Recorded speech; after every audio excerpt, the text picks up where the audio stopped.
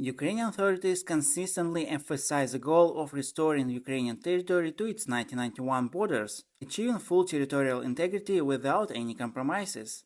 This objective has become official for Ukraine and is reiterated on every possible occasion.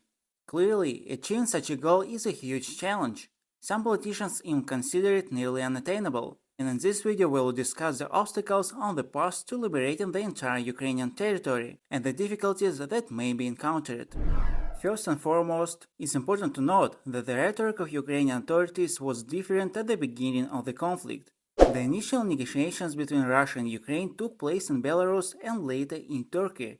Attempts were made to resolve the war, and it was publicly stated that the issue of Crimea and Donbass would be postponed for 10-15 years.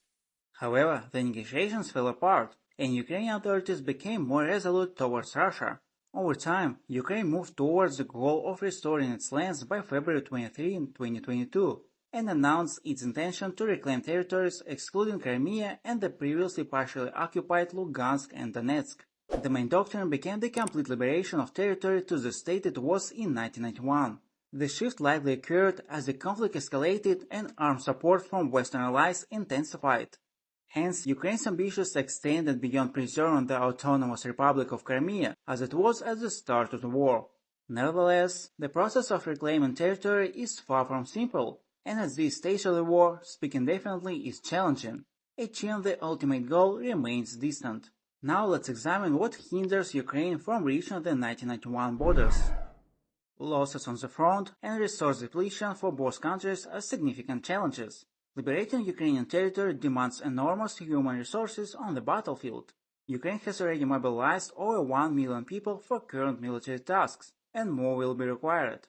Mobilization in the country is proceeding at persistent rates. Enlisting new individuals becomes increasingly difficult each day due to various reasons. Moreover, considering the population of Ukraine and Russia, Russia holds a considerable mobilization advantage, surpassing Ukraine's capabilities by 5-6 times.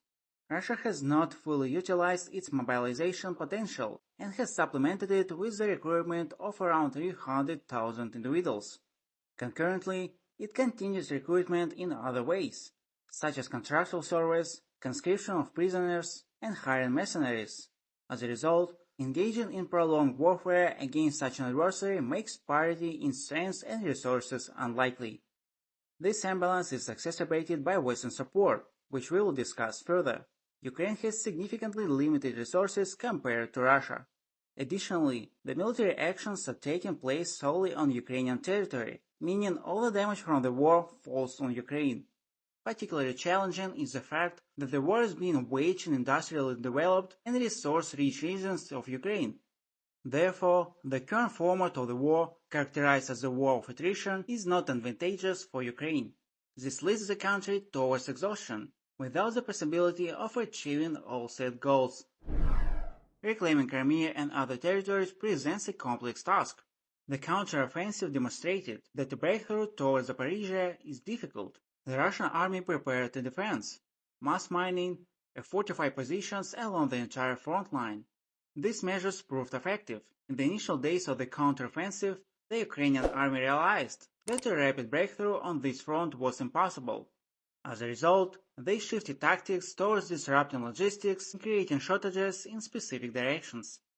This is a situation that has unfolded, considering that these lands have been under occupation for just over a year. Because of this, attention should always be paid to territories that have been under occupation for over 9 years. Crimea actively armed itself, the peninsula itself has essentially become a Russian military base. Many experts believe that a blockade rather than direct assault would be more effective against Crimea, as it would reduce Ukrainian casualties and gradually weaken Crimea. In general, even the demilitarization of Crimea without reclaiming it could secure Ukraine's safety, at least along its southern borders. The demarcation line established in Donbass in 2014-2015 has also been heavily fortified on both sides. This makes breaking through this line a challenging task, not to mention the difficulties of reclaiming major cities like Donetsk and Lugansk, which if necessary could be turned into fortified strongholds.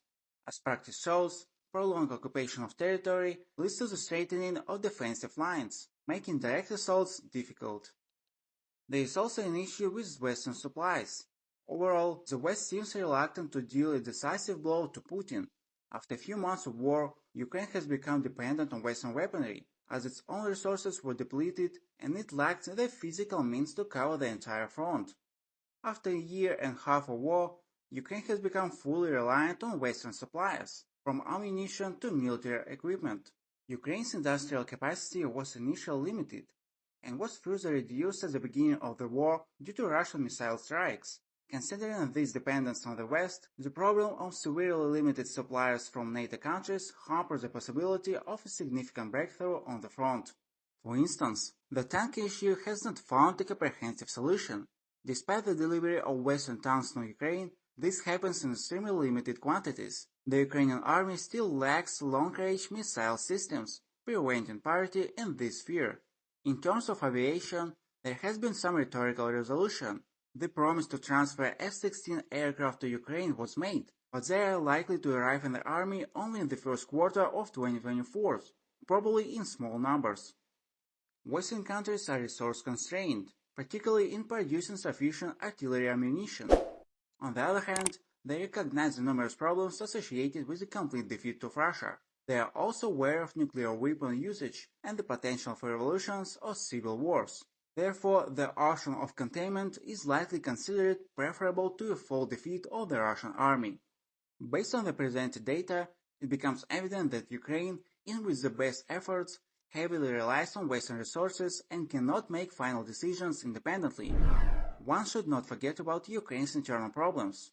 Despite the ongoing war, the country continues to suffer from a high level of corruption at all levels of power, from local officials to entire ministries. Western countries have repeatedly pointed out the need for serious reforms, including combating corruption, reforming the judiciary, and establishing market institutions.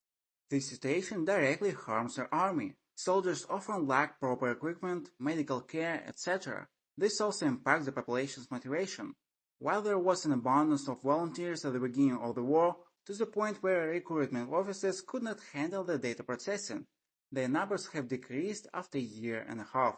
Public trust in the government is diminishing, which could undermine the determination and the possibility of reclaiming territories to the 1991 status.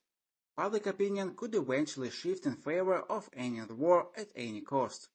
It's also important to note that returning the borders to the 1991 state does not resolve Ukraine's main problem, the issue of security. If Ukraine manages to reclaim all its territories, it does not guarantee future security, as Russia could eventually seek revenge for the lost war. This might take time, but the possibility exists. Therefore, alongside territory reclamation, Ukrainian authorities should be concerned about ensuring security. One of the best options would be joining NATO, which could fully secure Ukraine and its lands. In conclusion, reclaiming all Ukrainian territories to the 1991 borders is an immensely ambitious task for the Ukrainian government. It faces numerous obstacles, including a lack of both domestic and Western resources, as well as the absence of a numerical advantage. The militarization of Crimea, starting in 2014, and internal political difficulties further complicate this intricate process.